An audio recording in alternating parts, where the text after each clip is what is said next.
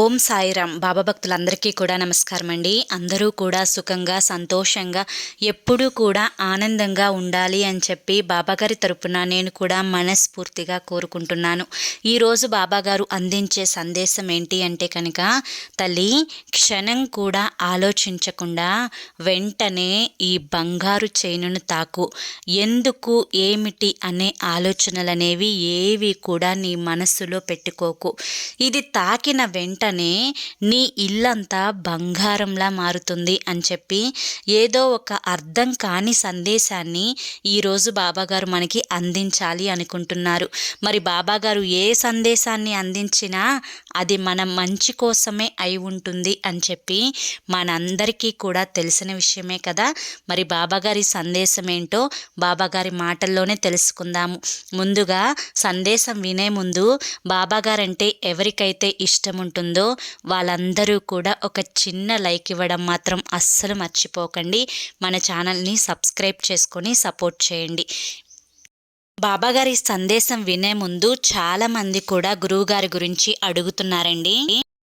జ్యోతిష్యం అంటే చాలామందికి కూడా నమ్మకం ఉండదు, కానీ ఎన్నో సమస్యలకు పరిష్కారాన్ని చూపించిన గురువుగారండి ఇతను. ఎన్నో సమస్యల నుంచి ఈ గురువుగారి దయ వల్ల మేము బయటపడ్డాము.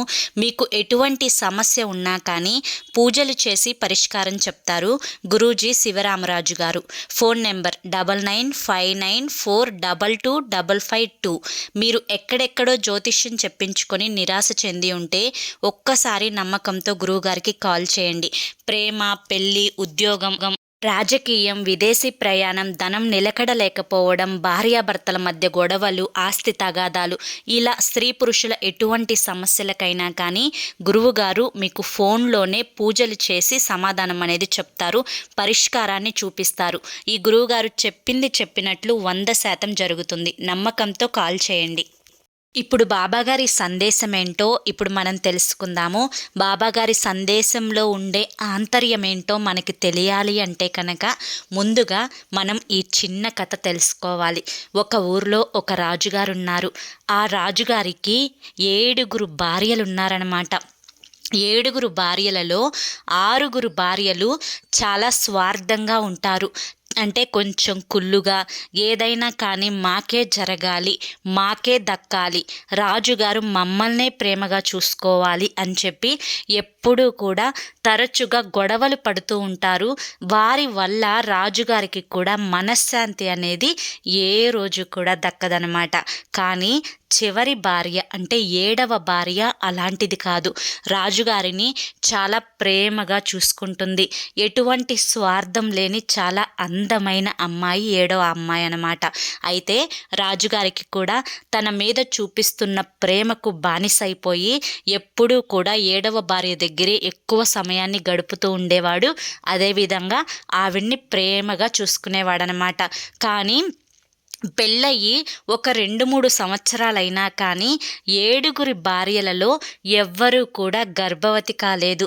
అదే రాజుగారికి చాలా దిగులుగా ఉండేదన్నమాట. అయితే సడన్గా తన 7వ భార్య ఒకరోజు నెల తప్పిన విషయం రాజుగారికి వచ్చి చెప్తుందన్నమాట. చాలా సంతోషపడతాడు. అప్పటికే పిల్లల కోసం ఎదురు చూస్తున్న అతని సంతోషానికి, ఆనందానికి అవధులు ఉండేవి కాదనమాట. ఇక ఊరంతా కూడా దండోరా వేయించి ఆ రాజ్యంలో ప్రజలందరికీ కూడా బంగారాన్ని, ఇంకా ఆహారాన్ని, పంట పొలాలను కానుకగా ఇస్తాడనమాట. ఈ విధంగా తన సంతోషాన్ని చక్కగా ప్రజలందరికీ కూడా చూపిస్తాడనమాట. ఇక అదేవిధంగా 7వ భార్య దగ్గరికి రాజుగారు వచ్చి కూర్చొని, నువ్వు నాకు చాలా మంచిదానివిగా, ఎంత నిన్ను ప్రేమిస్తానో అంత తొందరగా నన్ను తండ్రిని చేయబోతున్నావు. ఈ తండ్రిని చేయబోతున్నావు అనే వార్త నా చెవిన పడిన వెంటనే నీ మీద నాకున్న ప్రేమ అనేది రెట్టింపు అయింది అని చెప్పి తన కోసం ఒక బంగారపు చైనునైతే బహుమతిగా ఇస్తాడనమాట. అయితే ఈ చైను ఇచ్చేటప్పుడు ఒక మాట చెప్తాడు. ఈ చైను అనేది నీ మెడలో కోసం నేను తీసుకురావలేదు, నీ నడుముకి కట్టుకోవడానికి తీసుకొని వచ్చాను. ఎప్పుడైతే నీ నడుముకు ఉన్న ఈ చైను అనేది మోగుతూ ఉంటుందో అప్పుడు నువ్వు ప్రసవం అయినట్లు లెక్క. అంటే నీకు నొప్పులు వచ్చిన వెంటనే ఈ చైనుని నువ్వు మోగించాలన్నమాట.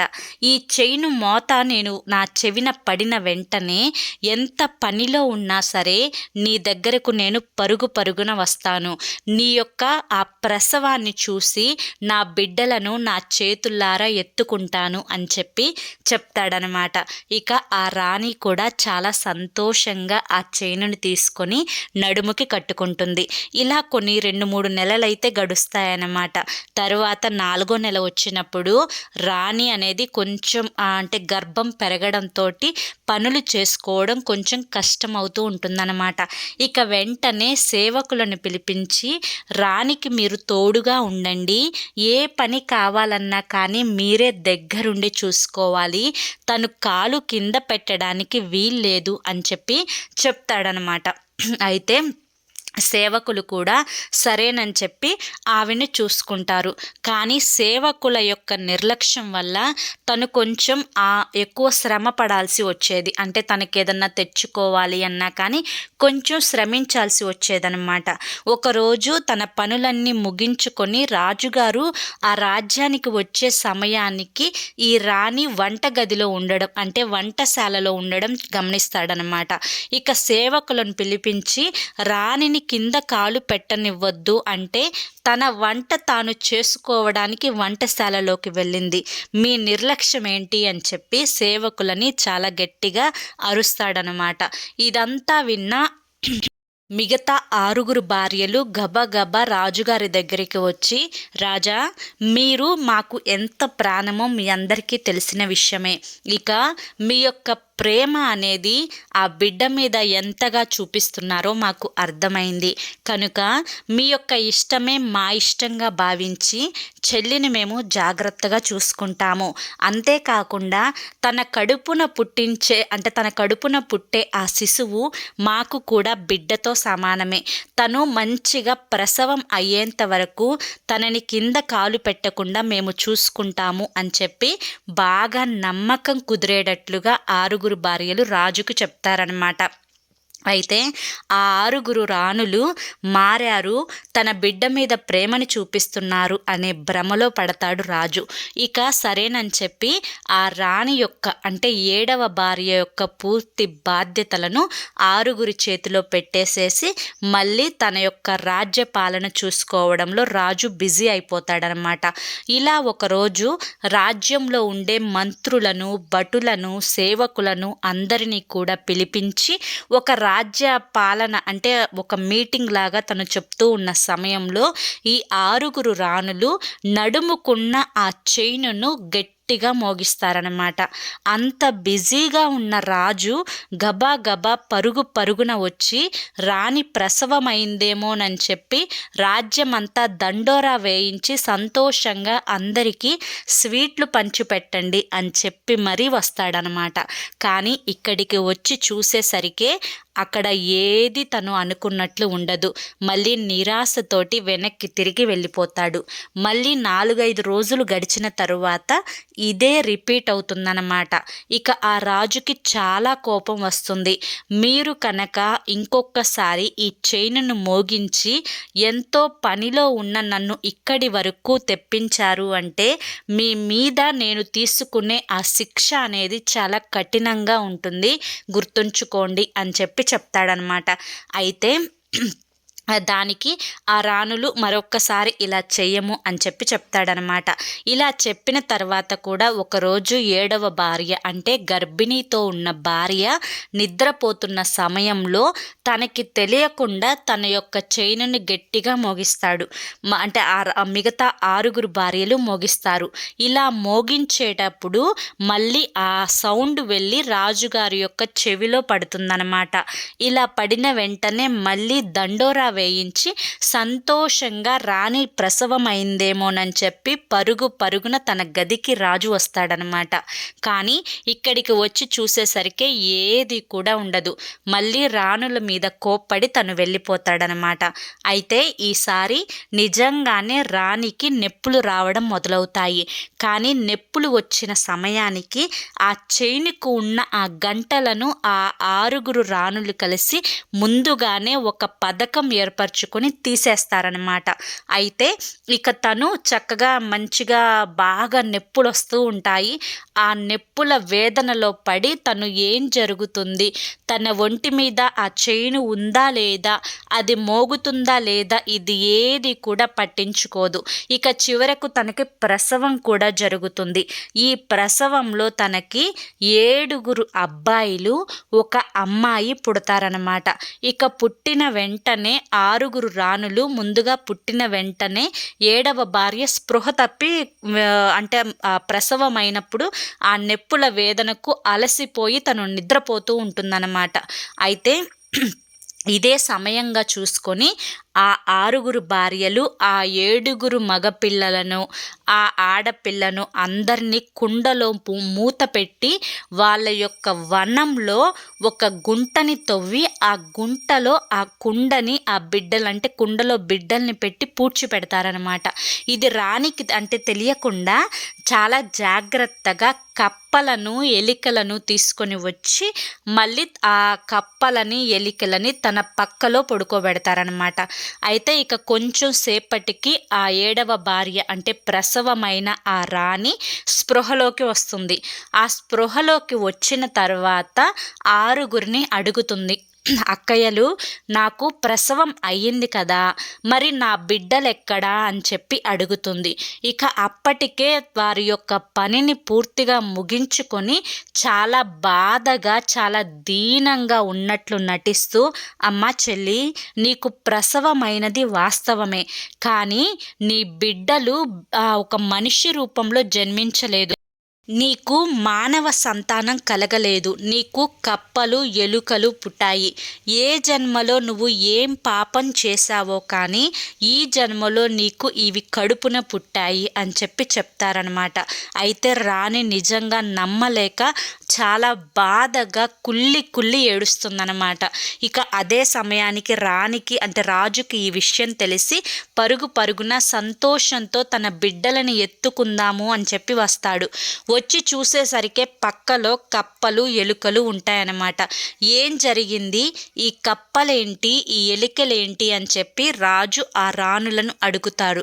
అయితే తను ఇదే ప్రసవించింది, ఇవే తన కడుపున పుట్టాయి, ఏ జన్మలో ఏం పాపం చేసిందో, ఎంత మహాపాపం చేసుకుంటే ఈ కప్పలకి, ఎలికలకి జన్మనిస్తుంది అని చెప్పి ఆ రాజుకి బాగా నమ్మేటట్లుగా 6 కలిసి చెప్తారనమాట. అయితే తను ఆశ్చర్యంగా అసలు ఇది ఎలా సాధ్యమవుతుంది, రాణికి కప్పలు పుట్టడం ఏంటి, ఎలికలు పుట్టడం ఏంటి, నేను ఒక మానవ రూపంలో ఉన్నాను, ఇది ఎలా సాధ్యం అని చెప్పి అడుగుతాడనమాట.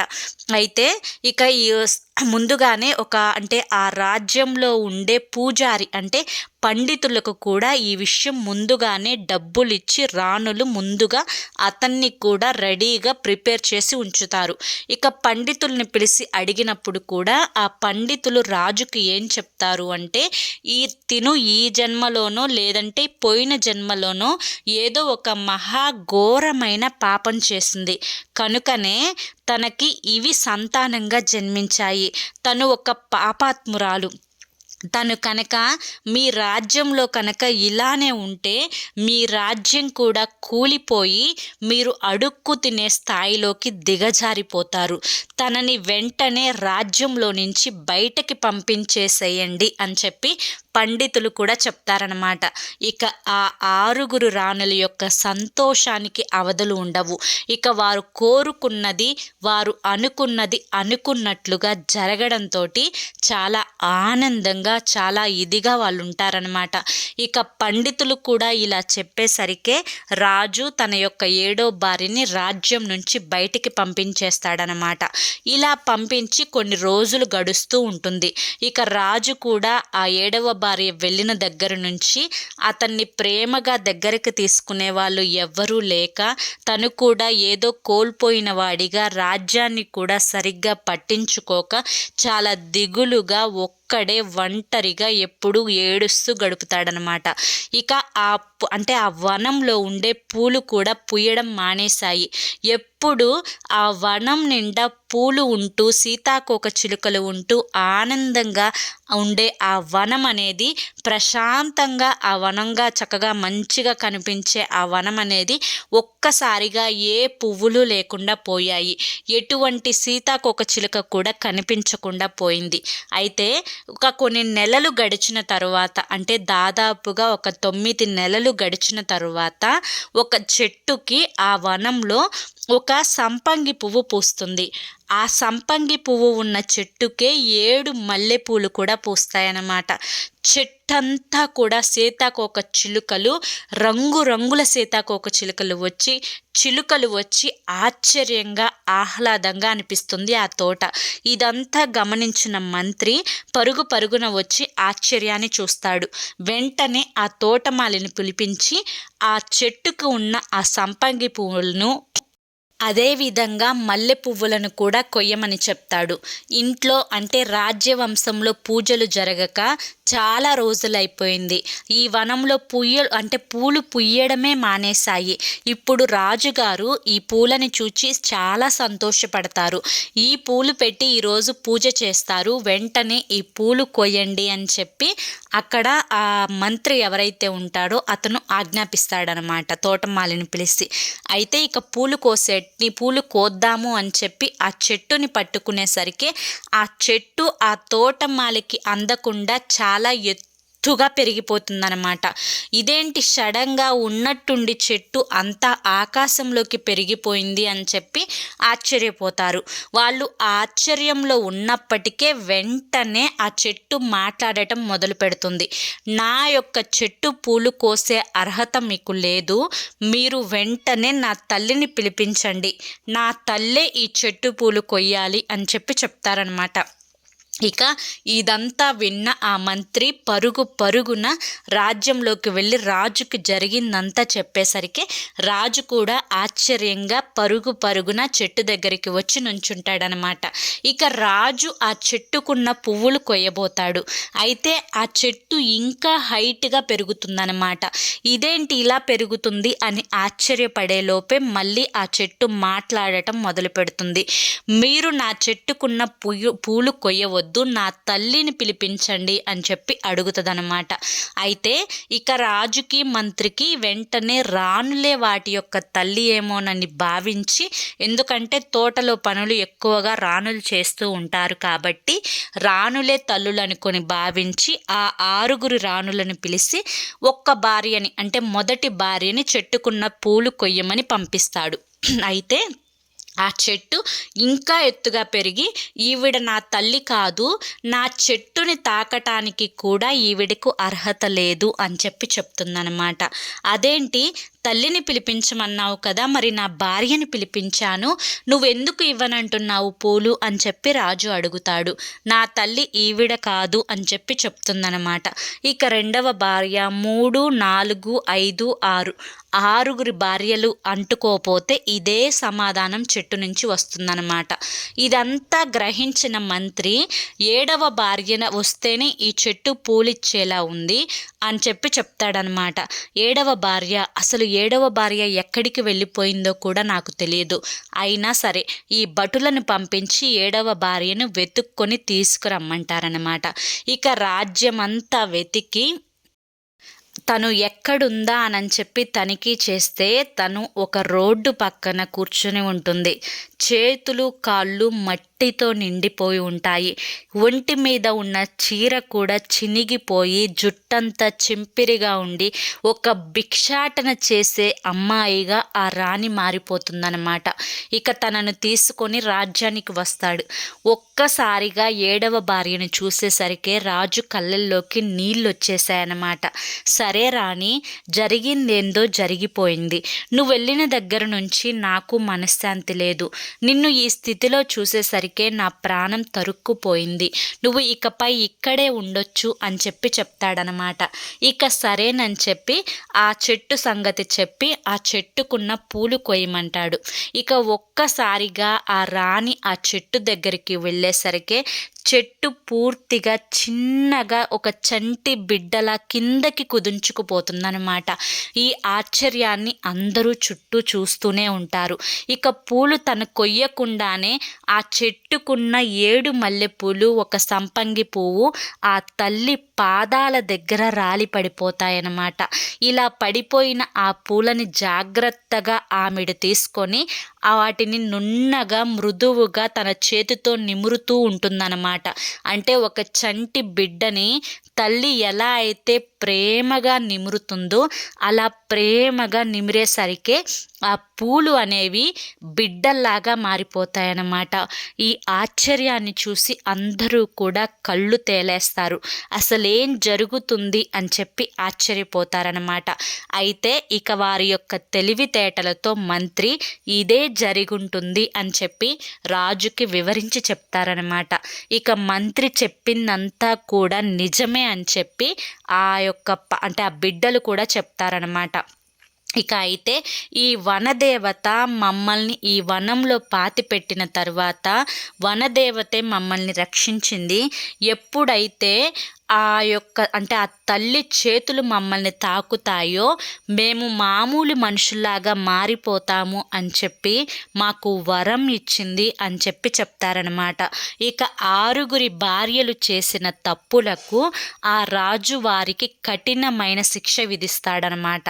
ఇక తను 7వ భార్యతోటి తన బిడ్డలతోటి చాలా సంతోషంగా తన జీవితాన్ని అయితే గడుపుతారనమాట. అయితే ఈ కథ ద్వారా మనకి బాబాగారు చెప్పాలి అనుకుంటున్న విషయం ఏంటి అంటే, బిడ్డ, నీ జీవితంలో నువ్వు ఎన్నో కోరికలు అనేవి కోరుకుంటూ ఉంటావు.